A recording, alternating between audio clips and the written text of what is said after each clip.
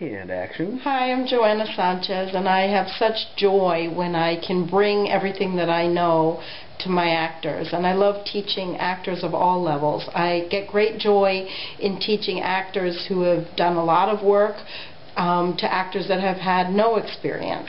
And I am out there doing it. I'm a professional working actress and producer, and I bring everything I know to my students.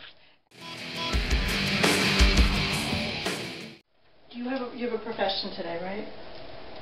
No? Okay. No. You have just a comic. Okay, good. Not just. It's a lot. We did talk about some things like that, though. Okay. Okay. All right. I want to start with let's review a little bit, okay? Because it's been a second since we've seen each other. Okay. Putting yourself into the role, the profession that you ask us to do. Right. The character can't exist without you. No. So acting is being truthful under imaginary circumstances. And where do we get the imaginary circumstances? From our experiences. From the script. Because the script will tell us that we're in the therapist's office, or that we're at Burger King, or that we're in prison, or that we're in Disneyland. I see. See? Okay. So we have to be truthful to the situation. So acting is being truthful under imaginary circumstances, because it's not real. I mean, we've got to make them real. Now, the writer writes words on a page, right? It's up to the actor to bring life to the words. Like the word water, boring word, right? W-A-T-E-R. Water. I bring life to the word. Or water brings life to us. Right. Or I go, water? Cheap. I thought you'd bring me vodka. Oh. So I have a point of view. We can't act without points of views. You have to know in acting, how do I feel about it? What do I do about it? Right? Right. So if I'm filming you in your jail cell, I've got to see how you feel about it by what you do about it. Right? I see. So if you had a coworker, let's say you ran a big company in a film, you ran a accounting firm, and there was a guy, Tony, who works for you that you don't like, and the actor playing Tony walks in, we got to see that you can't stand him. We got to see that, even with no words, if you're not talking. We've got to see how you feel about it. What do you do about it? The ignoring of him, or the indifference to his presence. Right. Something like that. However Jim would be when he doesn't like somebody. Right. Because that's bringing yourself to the work. You know, some people actually, when they don't like somebody, they're like, they're all over them. So it would be how you would behave. Do you see? Right. Okay? And then you've got to know the reason why. That's our work as an actor. To delve curiously, with a deep curiosity, because you've always got to have that, to find the reason why. Now, the stronger the why, the stronger your work. So the stronger, like if you were going to be a... Because what are you doing? Are you answering through your acting? Absolutely. Answering the why. Right? Absolutely. Okay. Now, if the director says you are a serial killer, let's say. Now, Jim is, thank God, not a serial killer. So you would have to go to the why. Now, why, when you're in the place of why as an actor, you can't play the character. But it's a good place to be in, because then you get your answers so that you can play the character. Do you see? So what would make you, or this guy, Nolan, that you're playing, let's say, be a serial killer? Right? Or what would make a mother kill her baby girl? You know, when you're in a place of judging, you can't play that character. No, you've already answered your why, probably. Right. You know. Right. But if you're in judgment, you've got to be able to play somebody in a role. You have to find that connection and stay out of the judgment. Because instead of the judgment, you've got to have the reason why, the justification, why you would do something. Right. Okay. Do you see? I do. Okay. Other than business stuff, you know, normal days. Okay. Nothing really good. Have we done repetition together? Yes. Okay, good.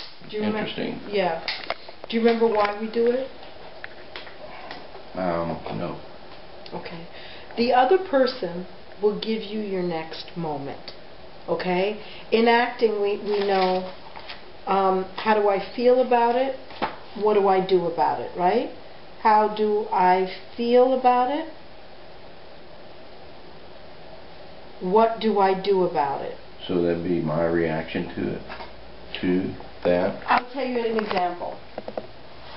When I first moved to California, I stayed at a distant relative of my mom's who I hardly knew, and they left me alone for the weekend. They were very, very, very wealthy, and the kitchen, it took me like an hour to figure out how to toast a bagel. I mean, it was so high tech. So I finally was making coffee, and the coffee pot exploded in my face, and I had third-degree burns on this side of my face. Yeah. So I ran to Sherman Oaks Burn Center, which is one of the best in the world. And how do I feel about it? What do I do about it? How do I feel about it? I am scared to death. I need my face to be an actress, I think, don't you? So I'm running into the hospital. Okay, I'm like, am I going to be okay? And the nurse says to me, honey, I can't guarantee nothing. So what do you think my next moment was? If the nurse would have said, baby, you're going to be fine. That would have calmed you down. Completely next moment. Mm-hmm. So, in acting, the other thing is, acting is not about the words. It's about what's behind the words. Right? Great to see you, Jim. Mm-hmm.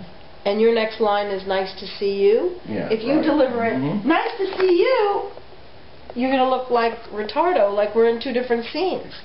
So you have to work off, it's not what you're hearing, it's what you're getting. I'm not happy to see you. So you got to deliver your line differently. Great to see you too, jerk. Right? You don't have the word jerk, but we got to feel that underneath, right? Mm-hmm. Now if I go, great to see you, you know, that's going to be different. You that would seem like an inappropriate reaction to the mundane. Yeah, glad to see you. You know. Yeah, well, it's got to be connected. For you to be in this, in life we're connected. You see Gloria, she's like, hi, what's wrong? Right? You're not going to be like, my day was great. I hope not. You know, we're connected. The other person gives us our next moment all the time. Right? Mm-hmm. Yeah. Yeah. Yeah. I did an audition. It was really fun for me. I did an audition for a show called Raising Hope before I left. And I had to play a trailer. I didn't look like this.